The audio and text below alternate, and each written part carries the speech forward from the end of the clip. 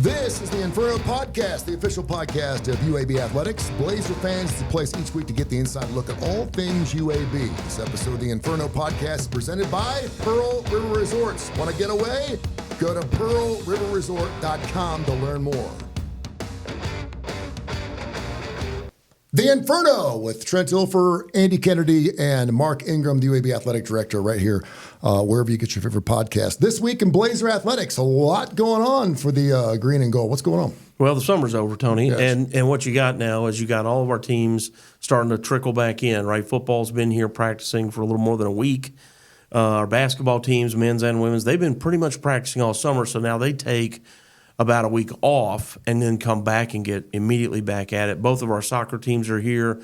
Volleyball just cranked back up. In fact, both soccer teams had exhibition games this week to start getting ready for the season. So they play games here very, very quickly. And so, yeah, all those things are happening. We're preparing. We started to do some dry runs at the stadium, music, sound, video, make sure these things are choreographed properly so that we're ready for kickoff, which is, as we're airing this show, 3 weeks from today. Make sure Slaughter sounds good at 12. Yeah. Right. Always get your Def Leppard and your Slaughter exactly. right at 12. And then we have Football Fan Fest, which is fun. We did it for the first time last year with Coach Dilfer. We're going to do it again this year. That is next Saturday, the 17th. And what is exactly included in that? What 1 o'clock. So first of all, it's free, right? So bring your kids, bring your families. It's fun.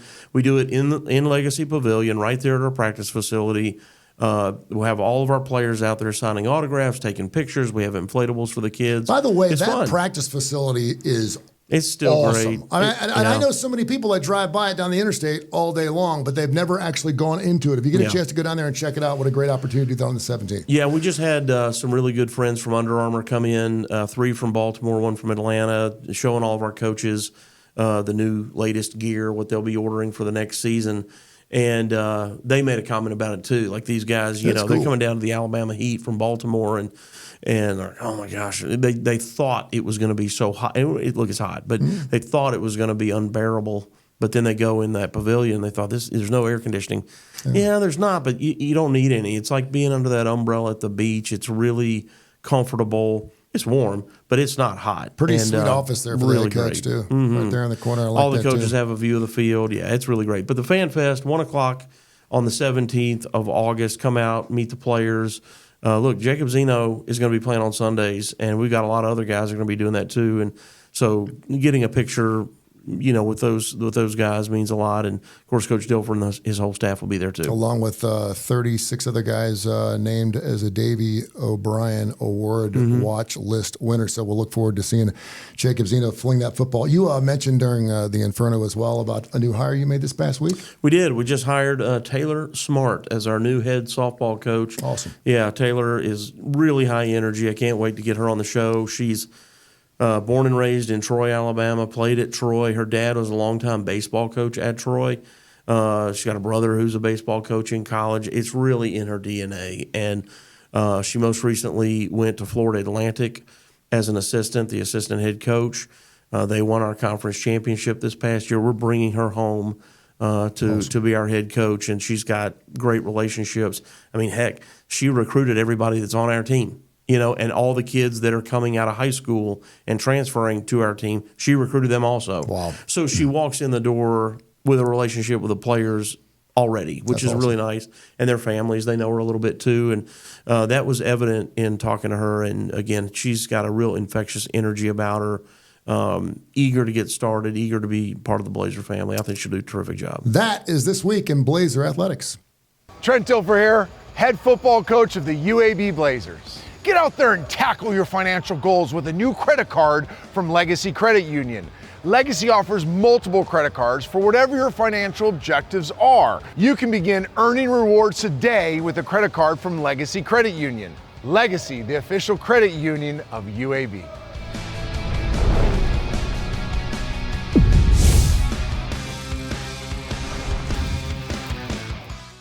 Welcome back to The Inferno. You got it. Yes. Today's episode brought to you by Legacy Credit Union. Legacy Credit Union, the official credit union of UAB. Along with Mark Ingram, the UAB Athletic Director. You used to do a little show called the UAB Director's Chair. Yep. You can still hear those, best of shows wherever you get your favorite podcast. And, of course, on the Tony Kurre radio platform. And Mr. Trent Dilfer, Coach. How you doing, brother? To your first Inferno. Are you hot? Do you feel it? Nervous. You know? Yeah, you should. I've never done well in front of big crowds.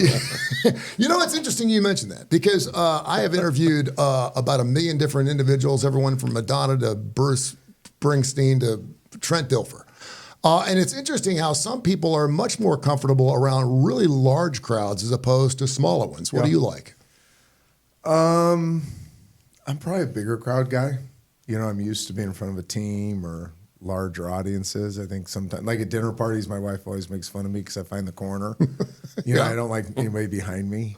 Yeah. So I kind of find the corner and find my 3 to 4 friends and do that instead of mingling and walking throughout. So do you work a room though? I mean, because like when I've seen Mark do this because he's got to be down on the field a lot so when you're working a crowd, you want the crowd to like you before you actually get up and start speaking, whether it's a quarterback club or anything else. And so I always make it a point to stop at every table, shake some hands, let people know who I am, so at least they think I'm a friendly guy. So maybe because at least they'll laugh at your stuff. I can be better at it. Smiling a lot helps. Yeah.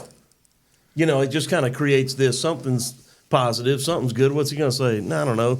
But he's smiling, so maybe it's good news. Yeah. All right, there you go. Well, welcome into the Inferno, my man. Thank you. Let it loose. We want to have fun with this. We've been doing the UAB Director's Chair for what, 2.5 years? 2.5, 3 years. Yeah. And again, if you've listened to any of those shows, you know, we talk about music, which we'll do here. We talk about friends. We talk about family. We talk about... Do you guys already forget you had me on? Yeah. Okay. Sorry. Yeah. Got that, I'm familiar. But we realize that, but we have a lot of people listening out there that aren't familiar with what this show is all about. So what I want to know is did my episode make the best of? We need a best of episode. I'm gonna go back and look for that. You know what? After 2 episodes having you on, I think we'll have enough material to do a best of show for sure. All right, so August 29th, big ball game against Alcorn State, Protective Stadium. Of course, a lot of people excited for the football season. As we record this, we're 3 weeks away. And just looking at it from 30,000 feet, obviously offense, hell of a lot of fun to watch.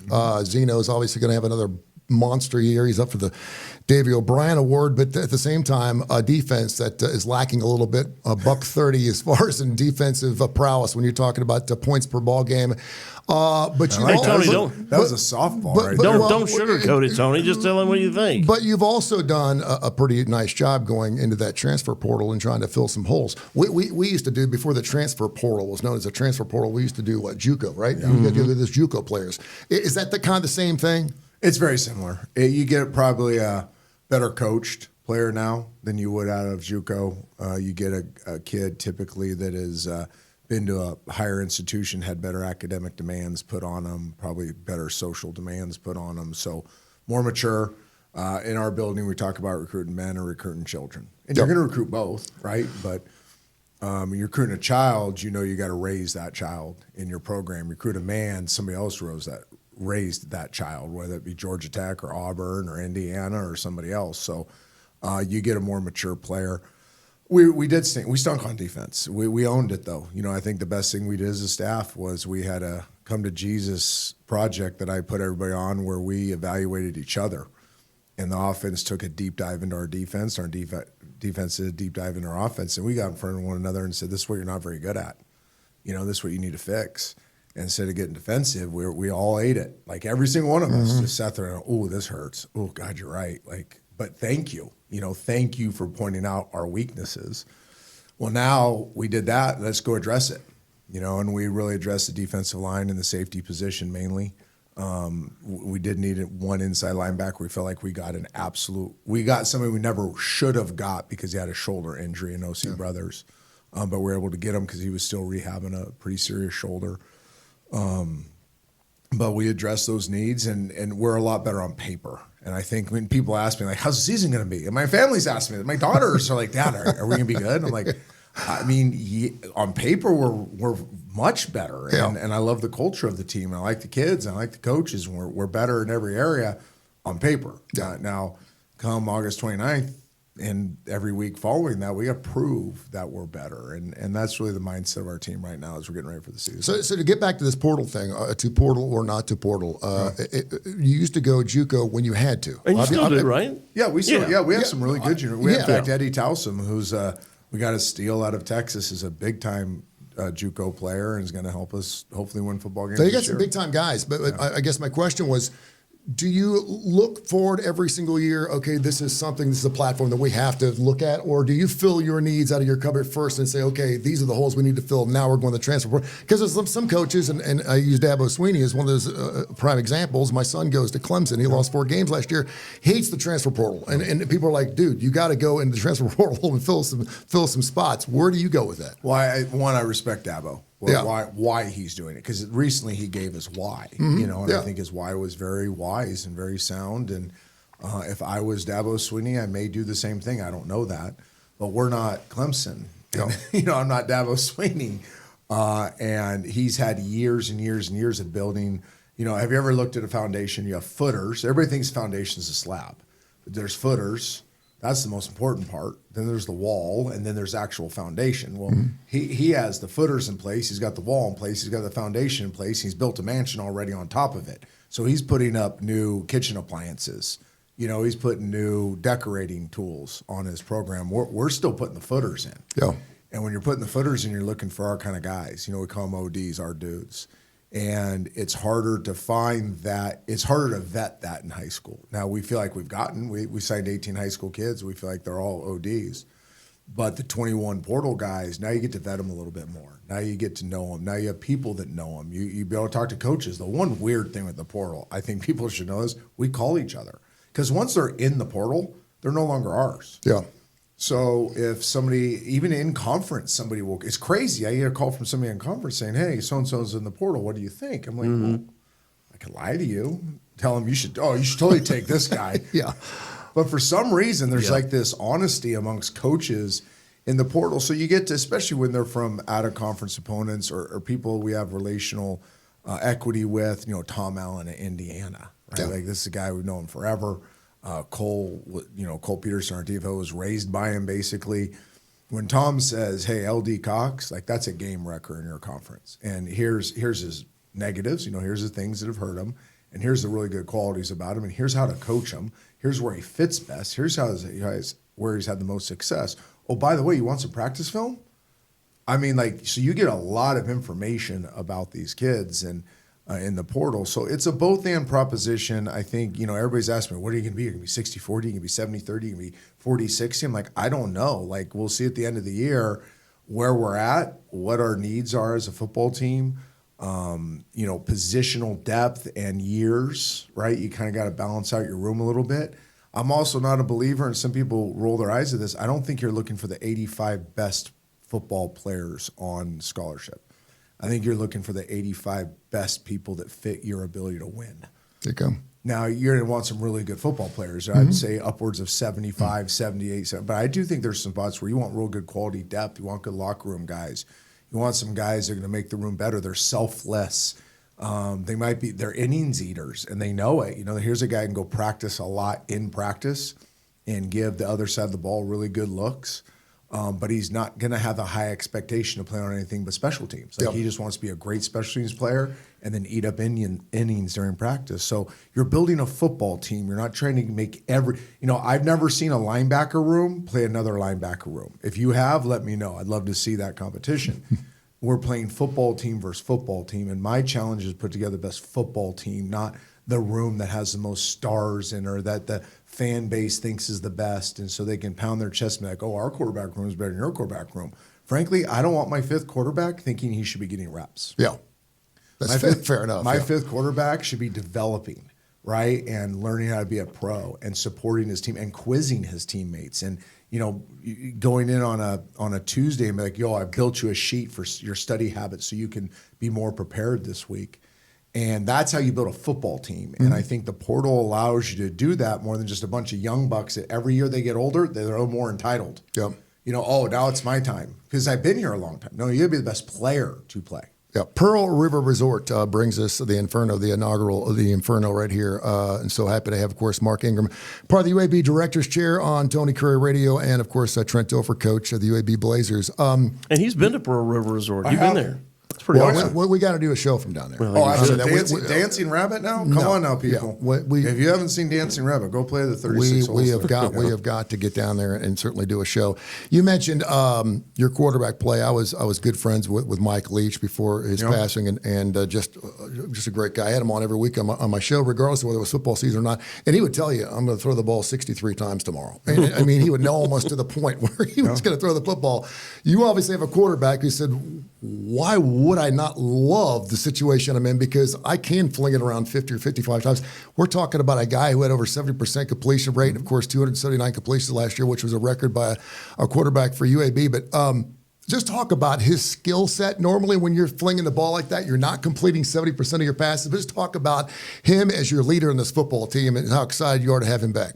I think there's a lot of elements to this. Number one, we're lucky to have him. I had familiarity with him. I coached him at the Elite 11 and loved him back when he was in high school. Went to Baylor, actually had some time at Baylor, did a good job. For whatever reason, didn't stay, comes here, and went through some tough times. And that's what the number one thing I loved, and I knew we had our guy early before he threw many footballs, was when I sat down with him and talked to him about his journey here and what went wrong, what went right, what was fair, unfair, but most importantly, what has he done with it? How has he handled it? And when he owned that he was kind of a child at first and didn't handle things real well, when he admitted to me, I mean, face to face, nobody else in the room, I messed this up, I messed that up, I wasn't good here, I could have handled that better. And then the last year, he plays those 4 games, and he was much better than the other guy. And in my opinion, should have been playing. And then when he didn't, but he was a good teammate. And you talk to his teammates, and they're like, no, he handled it well. Like, early on he didn't, but, like, towards the back half of the year, he really became a pro. I remember watching him in bowl prep because, BB and I were sharing an office at the time, and they'd go down to practice, and I'd step in the office or in the balcony and watch, and I would watch him. And great teammate, encouraging the starter, taking every rep like it was a Super Bowl week prep, really handled himself well. So I knew I had the right kind of guy. Now it was the skill set. Did he have enough of the skill set to run the offense that Alex Mortensen and I had envisioned? And very quickly we learned now he's a very good athlete. He's very accurate and can take on a lot of information. And that's 3 more things than a lot of college quarterbacks have, right? Yep. And we said, okay, we can build around this. So his success he had last year, largely due to him, but was also in a developmental year. Like when we had the losing record, and it was like, okay, maybe a bowl game, but we're going to have to play a lot better. And right now there's no signs we're going to play better on defense. Some of this was, okay, well, let's make sure the quarterback is right, and let's make sure he's still developing and playing his best football at the end of the year so he can have a really good offseason. So Jacobs answered the bell every time it's been rung. And then we get into the portal period, and as I saw this thing, here's what I saw. I saw early on what these guys were getting offered in the market, and I knew how much better Jacob was. So I called him on the phone. I'm like, hey, man. You called who? I called Jacob on the phone, and I said, listen, man, you're going to get offered a ton of money, and you'd be crazy not to at least explore it. Like, I'd be a bad friend, bad mentor to tell you to not go look at this. No, I'm back. I'm like, Jacob, just trust me. Just listen, right? Yeah. And by the way, everybody's tampering, so. But so he gets hundreds of thousands of dollars. I mean, I know for a fact he had a $400,000 offer. Really? Wow. And for him to come back, brush that off and come back for a fraction of that speaks a lot to his character, speaks to what he thinks this team can be. Was humbling to Alex and I because he said, I want to be coached by you guys. I don't want to go somewhere and be coached by somebody else that can't teach me the things I need to learn. And he goes, I'm going to bet on myself. I'm going to bet on you guys. I'm going to bet on this team. And I think that spoke volumes for our football team. The entire team kind of stepped back and went, whoa, okay. That's big time. And so I think that's why we had very few guys leave. Well, the wise decision there, and you just said it, is how He probably looked at how many people you and Alex have coached that are in the NFL. Ultimately, he wants to have a great year here, and that helped him take that other And next won a Super step, Bowl right? too. Yeah. Yeah, not so bad. So really smart on his part. It's interesting too because Ohio State, I don't know why they had to do this. Maybe they'll have to self-report this, but they announced that they paid $20 million to their football team last year. So I can only imagine it's going to go up this year. Are you even kind of surprised about the kind of money that's being thrown around? I didn't see this come. I thought maybe 2 or 3 guys per team. Obviously, the best guys are up for Heisman trophies or Davey O'Brien awards. I get that. But now we're seeing, the second, third string guys getting $20,000 just to sign. I mean, are you surprised by this? I don't know if I'd say surprised. I'm disappointed, that it's become this. I think that when you have free agency without boundaries, the market is going to demand this. When you have emotion over reason making decisions, the market's going to demand this. When you have programs succumbing to the boosters, you're going to have this. And that's always been a problem, right? Yes. So, I think it was a lack of foresight by people. I don't want to call any specific people out, but people to not think that this would happen. You're going to have unrestricted free agency twice a year. Like, let's remember this is not once a year. It's twice a year. You're going to have emotion trumping reason, and you're going to have departments that are caving to the people that are funding those departments. Because this does not relate to us, so I'm not calling Mark out or UAB. We don't live in this world, right? Yeah. This is a totally different world than we live in. But you have a person owns a company, and that company is a title sponsor of, say, the stadium, or let's say whatever, a car dealership is a big sponsor of a podcast, or is a Learfield donor, or whatever it is. Well, then that owner also says, well, I'm also going to pay this kid that money, and then he's going to play. Right. So you put the coach in a very difficult position between that person with the money who thinks he has a lot of power and actually does have a lot of power, and his boss, the athletic director, and then that boss's boss, the president.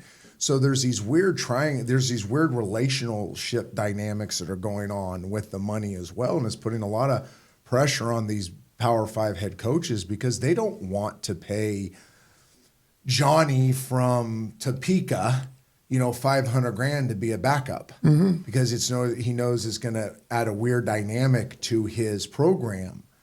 Because Sam from Alabaster is actually a better player, and he's only making $25,000. Every coach is dealing with this. Yeah, and so for the donors that give to it. Yeah. So to your question, $20 million on that, and you don't win the national championship, and you don't win a conference championship. How does that feel? Yeah. How's that feel? So when I was at Lipscomb, I'll give you a great story about it, so I won't use the name. It'd be unfair to him. But I had a Power 5 head coach sit at my desk and say, and he makes a lot of millions, more than $6 million. Okay. That way you can't decide who it is. He looks at me and he goes, and Joey was in the room when this happened. He goes, I'll trade with you right now. I'm a high school football coach in Middle Tennessee. He goes, I'll trade right now. You have my salary, you have my job, you have everything. I'll trade with you right now. You're getting to coach. You're getting to develop. You're getting to plan a roster over years because you know who your 8th graders are. You know who your 9th graders are. You know who your 10th graders are. So you can plan not just this year's success, but next year's success, the year after. Like, you're actually doing what I signed up to do when I did this. He goes, I'm at practice and I'm watching a helicopter land on an opposite field. And the guy that comes out of that helicopter meets me at half field. I'm coaching. I'm in the middle of practice, getting ready for a game, yelling at me because the 3rd string running back isn't getting reps that he's paying $1 million. That happened in my office at Lipscomb. And I'm like, okay, now I get it. Like, that was my first, these guys they're stuck in a very weird deal right now. And they have to get on camera and they have to say, oh, this is great. We're trying to win football games and our community's behind this thing and this is great. And inside, their teams are just imploding in the locker room because of this amount of money. And I'll say this, I know I give these long answers, so you ask me to be on it, you're going to get the Dilfer answer. Let's do it. Let's go. This I learned early in the NFL, and it has never not held true. Money makes you more of what you were before you got it. There you go. Yeah. Money will make you more of what you were before you got it. So I'm a 19-year-old that gets high a lot, that plays a lot of video games, doesn't have a great work ethic, but I'm a freak athlete. Guess what you're going to do? You're going to give that kid money. He's going to get high more. Mm-hmm. He's going to play more video games. And he's going to get lazier, and he's going to trust his athleticism more. That's like the death sentence for a football coach. There you go. That's the last thing we want. Yeah. The last thing we want is for a kid to do more of what he was doing before he got it, because we're trying to change those habits. Now, that's why, even as the rookie salary pool has gone up in NFL football, you're seeing more issues with first-year contract players. In my day, you never saw a first-year contract player get in trouble. Why? Yeah. If he got in trouble, he wasn't going to get the second contract. It was all about getting to the second contract because you had to earn the second contract. Yeah, always making money. The rookie contract was not that significant. That second deal, you're a millionaire. You have generational money. So you didn't see the young bucks going and doing stupid things. Why? Yeah. They didn't have enough. They were so scared of not getting the second contract. So there's so many dynamics going here that are crazy, that are making it very difficult. I had started my job at Temple 12 years ago. And my first week on the job, I go and meet with the basketball coach, Fran Dunphy, who's an awesome guy. And he's got this framed letter on the wall, and I don't know, he was doing something. I was kind of looking at it. He goes, "You know what that is?" And I said, "No, I was reading it." He said, "I make every single player," he said, however long he'd been a head coach, 25 years something. He goes, "Every player I've ever had, I make them write a one-page essay. What will I be doing when I'm 40? Like that. And he says, "Mark, do you know that every single letter, all of them, started," he goes, read the very first line, and it says, so I said, "Dear coach, after I finish my professional career," Yes. I plan to, and he says, retiring, yeah. he goes, "Hey, I'm telling you, the guy all the way at the end of the bench, every single player I've ever had says that." And I said, "Well, what do you make of that?" And he goes, "I love it." And I said, "Okay, why?" And he said, "Because they're hungry to try. Mm-hmm. They're trying to get there. Even if they can't get there, even if he knows that they can't really, based on their ability, get there, but their want to get there, their drive to get there, push the guy in front of them, push the guy in front, right?" And so there is something to that, the hunger factor that you don't want to lose. And I'm afraid, to your point, if you're paying everybody all this money up front, what do I have to go get? If he said, "After I leave the night manager job at Publix that evening, I'll get back to you," probably would be looking for another quarterback. Well, I'll give you one. We have some, again, I'll not use names. We have two conference opponents that are very well funded with NIL. They have players on their teams right now making significantly more than position coaches. Oh yeah, I mean we've seen that. We talked about that dynamic in college. You've got a lot of quarterbacks right now in college football. No, I'm not talking quarterbacks. No, I know, but you got more college from making more than the head coach. Yeah, you got making more than the head coach. You got defensive linemen in our conference making more than their defensive line coach. There are six college quarterbacks right now. Okay, making so more to than that the coach. point, and I won't name names either. So I was talking to an AD in a Power 4 conference last week. Getting a reference on a softball coach we just hired, which is great, by the way. I'm excited about that. But he was at another school. He says, "I'm really close with a guy that plays defensive line in the NFL. This is a multi-time All-Pro guy." He said, "He just signed this monster contract. It was his second or maybe third contract." He said, the town, so I won't, again, say the team. He said, "Do you know what his true market value is in his town?" And I'm like, "Well, I don't know. It's got to be pretty good." He goes, "He's a defensive tackle. Mark, it's nothing." Yeah. And he said, "Now he is worth a lot to the team, which is why the team is paying him. They know it is. But in terms of true marketability around town on billboards and whatever, he's like, it's nothing. He literally has a shoe deal that gets him free shoes, and that's kind of it." Pearl River Resort brings us, of course, the Inferno every single week. He has Mark Ingram, the UAB Athletic Director, and Trent Dilfer, the head coach of the UAB Blazers. Today's Coach's Corner. We have different names for different things we're doing the show, so we're just going to feel through it. He's brought a coach. Brought to you by Pepsi and Viva Health. He knows money makes the world go around, so he's all about it. The if in life, it's a world of possibilities. If you go for a night out with friends, if you can keep an eye on your money along the way, if you know you have overdraft protection with no fee transfers from savings, when you get a low balance alert, it's easier to say yes to fun. If that sounds good, try Regions Life Banking. Stay ready for the if in life. Regions Bank embrace the if in life. There is something I want to get into that broke this past week that happened in high school that is a little uncomfortable. It'll be our hot topic. We'll get into that in just a second. I did want to ask you about Jim Harbaugh. Yeah.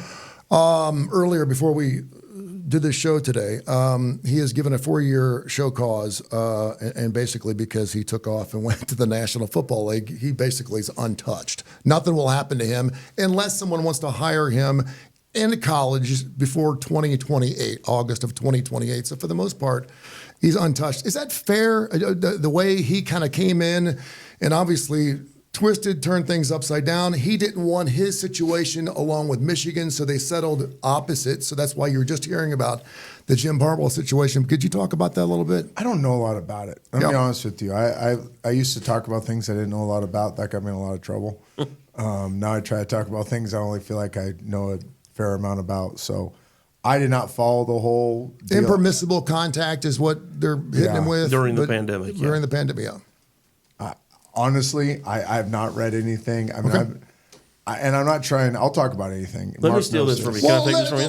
Take it. Back it up. Let's just not even talk about Jim Harbaugh. Let's just say any coach in this particular case that comes in, throws a wrench into the things, and then is out the back and door watches it with a implode. $10 million deal. And is not effectively is not being disciplined at all. Well, what you have an issue with, and you were in the NFL for a long time, and I haven't been, but if there's not a lot of cheating, apparently, it doesn't appear to be in the NFL. Well, you get caught. You have an entire. There's video cameras everywhere. There's that, right? and when you have a whole Park Avenue team that can be deployed to go investigate a tampering charge between the Dolphins and the Bears. And now there's this army of people, of people on your campus. Yes. It's like if you had the IRS audit the athletic department, they're going to bring 3-4 straight weeks. Yes.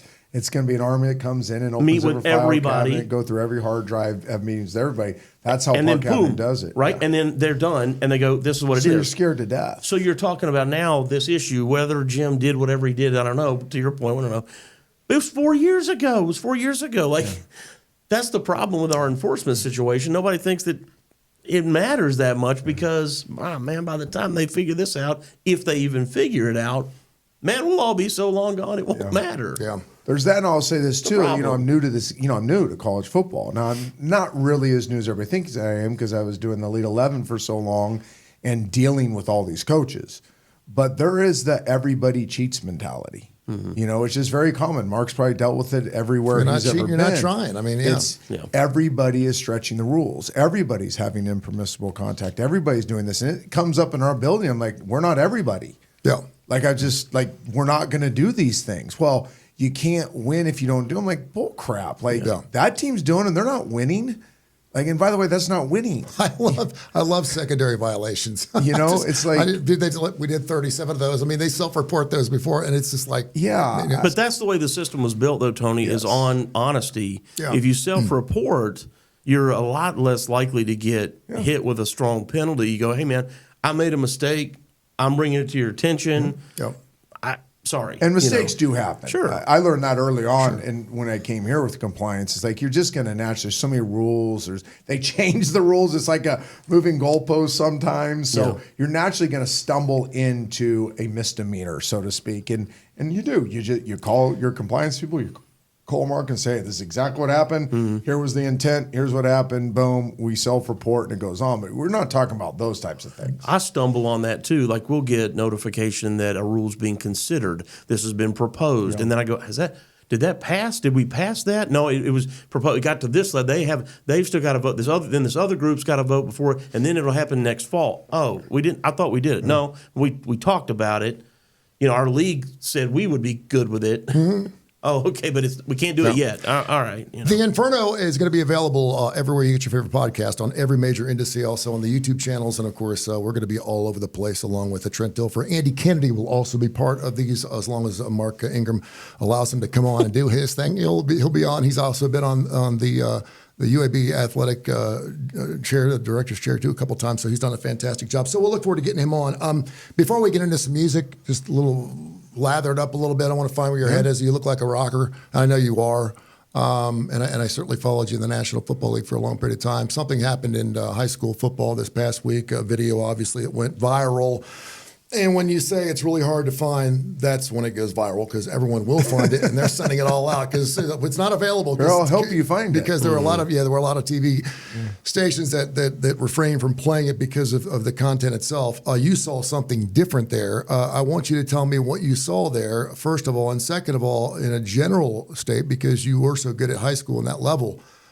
Just talk about how you get through to your kids and how you read a room and how some kids are different than other kids, how sometimes a swift kick in the ass is a good way to go, but sometimes it's not. It's a delicate balance because most of us grew up in a very different culture of football coaching. You know, Mark and I grew up in a generation where you messed up and it was face-to-face. It was very confrontational, a lot of physicality, grabbing a face mask, hey, listen to me, son, and look me in the eyes.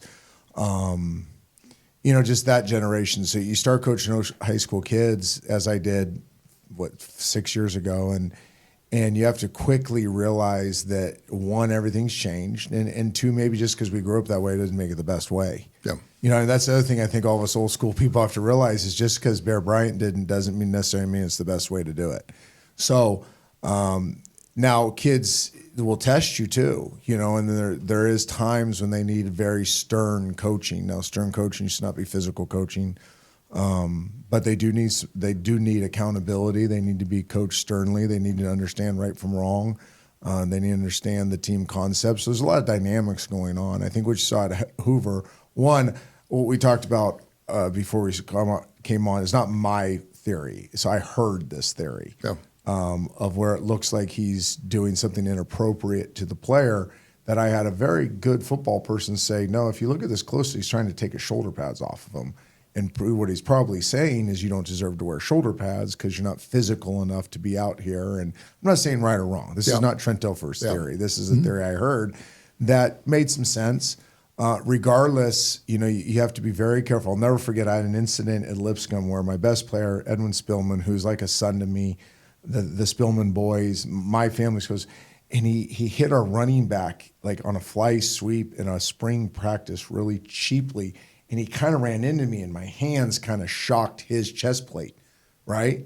And I was like, even you're putting hands on a kid, even though he's like ran into you, I was like halfway protecting myself. Yeah. But even in the moment, I'm like, whoa. Now, Edwin didn't think anything of it. Sione, my defense coordinator, came running over to make sure because he just saw it out of the corner of his eye.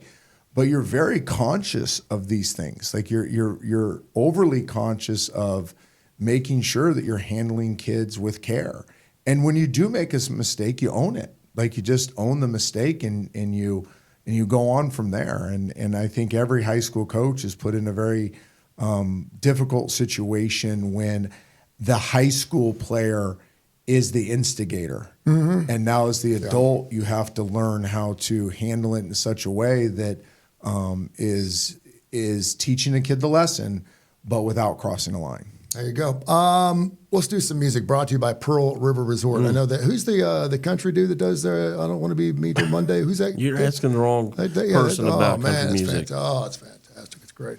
Anyway, we want to get into some music a little bit. Sure it's Mark great. loves, if you've listened, you are aware that he picks all the music that plays during your football games, correct? Oh, yeah. And music. you also Not pregame. Do you understand his philosophy in that he plays dance music when the offense is out there and rock music when the defense is out there? Do you understand that? I don't think I do understand. Yeah, that's all intentional. I went to a Kansas City Chiefs game during one of the years we weren't playing football, and they do a great job. And so I'm at the Chiefs game with our buddy Joe Maloof, funny enough, and Chris Donahue, two great friends and sponsors. Yeah. So we're at the game, and I just noticed that. I just noticed that when the defense was on, it was that sort of heavy, angry. It felt like angry music. But when the offense was on the field between plays, they would play some up tempo. Yeah, like this is positive, so you kind of felt good. And their fans never sat down either, by the way, which was also a lot of fun. But you kind of felt like you were on defense when they were playing defense, and then you kind of felt like you were scoring. And you got to think that there's maybe the players are hearing it a little bit. Probably not. No, they're not. But you're all into it. And it set the mood for the game. So I we love try to do that too. Sometimes I'll hear something and I'll text him right before the ball game and say, hey, how about if you want blood from AC/DC today? Yeah, well, sometimes he'll say like, oh man, I heard that song, and I'm like, I didn't hear that, but I'm sure it played. But yeah, it sounds good. Yeah. All right, Van Halen fan. Oh yeah, my wife's a huge Van Halen. They played. I am as well. Sammy Hagar, of course, is doing the best of both worlds right now. He played Alpharetta. Was it last Thursday when I was supposed to go to the show and it poured down rain? They're going to be playing in Nashville in a couple weeks on the 28th. I want to go. Are you a David Lee Roth Van Halen fan? They're playing back in Alpharetta and in Nashville the Tuesday and the Wednesday before our first game. All right. Well, Therefore, I will not be there. I know. That's what stinks. Well, I'll call you and let you know how it is. Yeah, would you please? Because I'm not playing this year. I'm a both. I don't care enough on that one to get in that argument. Now, I do have a very good golfing buddy. Very good. He'll probably listen to this. Lives in Austin, Texas, and he's also a very good guitarist, and he's gotten the chance to go on stage with Van Halen. Oh, wow. And he has very strong opinions of this Sammy Hagar. Can you give us a name, man? I mean, his name's Joe Sanders. Oh, he's Joe Sanders. Yeah, he lives in Austin, Texas. Great friend. But I've seen him get in these arguments. I'm like, that's just not a hill I'm willing to die on. No, I got plenty of other things to argue I don't think there's a right or wrong answer. I really don't. I mean, because I think they're both equally great. Because I don't think Van Halen is Van Halen without David Lee Roth to the point where they got, and I certainly don't think they're, where they would have been without Sammy Hagar. First concert you ever went to? First one, and you can California Beach Boys, because all the Giants games, you go to a Giants game, the Beach Boys would play after. This had to have been 84-ish. I was 12, 13, somewhere in there. First one, like on my own, when I thought I was an adult, was Slaughter, Poison, Def Leppard. Nice. Which was like the greatest three. Those were like maybe my three all time. I was a freshman or sophomore in college. I can't remember. Nice. Very good. And then I got a great Def Leppard story. They come to Seattle when I'm playing for the Seahawks, and everybody knows what a big Def Leppard fan I am. To this day, if you looked at my most played songs, my Big Hair Rock playlist is right there with my old grooves, right there with my, my praise and worship music. So I'm the Hasselbacks and us are going to go, and they actually. Our PR guy gets a note to Def Leppard that I'm a big fan. So they actually, before we go to the concert, shoot a little video for me. And I still have the CD to this day that they made for me and all this stuff. But we decided to wear the muscle shirt, British flag shirts, get wigs. And there's pictures of us. They're out there. That's good. Of Matthew Hasselback and I and our wives completely in costume as if we're Def Leppard groupies. And we're in our 30s and have kids.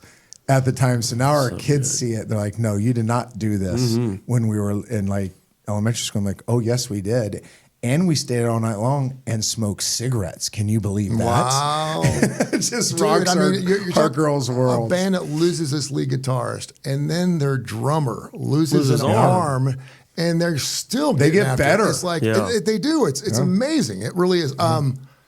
Oh man, we're gonna have to do this because we're gonna run out of time. I've got a Def Leppard story I have to share with you that I probably need to share with you before we actually go on the air first. Did I ever tell you that about Joe Elliott and okay? I don't think so. Oh, we're gonna have to have a discussion. It's super good. Best concert you ever went to? I mean, it might have been that one. Okay. I don't know how it gets much better. Chesney was pretty good here last year. Went to that at Legacy. He's always been somebody I've really liked. I will say this, Lake Tahoe, Earth, Wind, and Fire 15 years ago. Ooh. So, they have that pavilion in Lake Tahoe that plays right down there in the South Shore. It's an open-air pavilion. It's one that you're looking at Lake Tahoe. And Earth, Wind, and Fire before they got really old. They were old, but they weren't really old. They were unbelievable. I mean, unbelievable. I don't know what they're doing with the band. They just played here a couple of weeks ago. They're still really good. Yeah, they're interchangeable. They're taking pieces out. Cool in the Gang. I mean, the band's like 100 years old. I was telling him, I was walking down the strip in Tuscaloosa. This is about 20 years ago, and I saw the Coasters playing tonight at 7 o'clock. I thought the Coasters, smoke gets in my eyes. I'm like, no way. So it was like $10. So I spent $10. I get in there, and it's these 4 21-year-old black dudes who bought the rights to the Coasters. And so they are the new Coasters. Yeah. And there was a fantastic show. It was great. They did the moves. They had the suits on. It was a fantastic show. But the dude says, yeah, we're the new Coasters. I'm like no Not way. even one original coaster. No. There you go. And finally, a concert that we'd be amazed that you were actually seen at. Oh, gosh. I've been to Bieber twice. Because I have daughters. Yeah. Okay, we're talking about you, though. Not because of your daughters, because of Trent Dilfer. I don't know if I've gone to any outside my kids that would be Barry Manilow? embarrassing. I haven't been to see Barry. I listen to Barry Manilow. Barry. I have no problem listening to Barry Manilow. Here's a game we should play on one of the Inferno episodes. Oh. Is like go to your most recent playlist We or can do just that. randomly scroll. Like take all songs and like go super fast Yeah. on your finger Okay. and pick one. All right. I bet you mine's the most eclectic because you might be there. Yeah, I always say I might have met my match, but one, I like all genres. Yeah. Two, with the girls going, all the music went through my account, so I still hold all their music. So when you raise 3 daughters, Yeah. you're naturally going to have some very goofy stuff. And I've had the embarrassing moment where you're like in a meeting and your phone. Does anybody else's phone just randomly play music every once in a while? Yeah. My playlist will randomly go off, and it's something like it's teeny bopper stuff Taylor or Swift. like camp rock Yeah. when they were 12, and they're like, "Coach, why do This you was got from camp?" iCarly. Yes. Oh yeah, I got all that. Like I got all that on my phone. Hey, listen, we're going to be straightforward here. Want to thank our great sponsors, Pepsi, Viva Health, and, of course, the wonderful folks at Pearl River Resort. We're doing the show not only because we think we're going to have a great time, and we hope you've enjoyed listening to it. And Trent will be on again next week. Andy will be coming up in a couple weeks. But we were talking about NIL and transfer portals. This is another way to generate funds. So we're giving you this show for free. It doesn't cost you anything to listen to it. Yep. There are a lot of colleges who are doing shows like this. They're making their fan base pay to listen to these shows. We'll never do that here at UAB. So make sure you take care of our sponsors. Make sure that you spend money with our sponsors, and that money goes back into potentially having some of our college football, basketball, volleyball, archery players actually earn some cash too. So great stuff. Good show, guys. Thanks for having Appreciate you. This is the Inferno. This is the Inferno Podcast, the official podcast of UAB Athletics. Blazer fans, it's a place each week to get the inside look at all things UAB. This episode of the Inferno Podcast is presented by Pearl River Resorts. Want to get away? Go to pearlriverresort.com to learn more.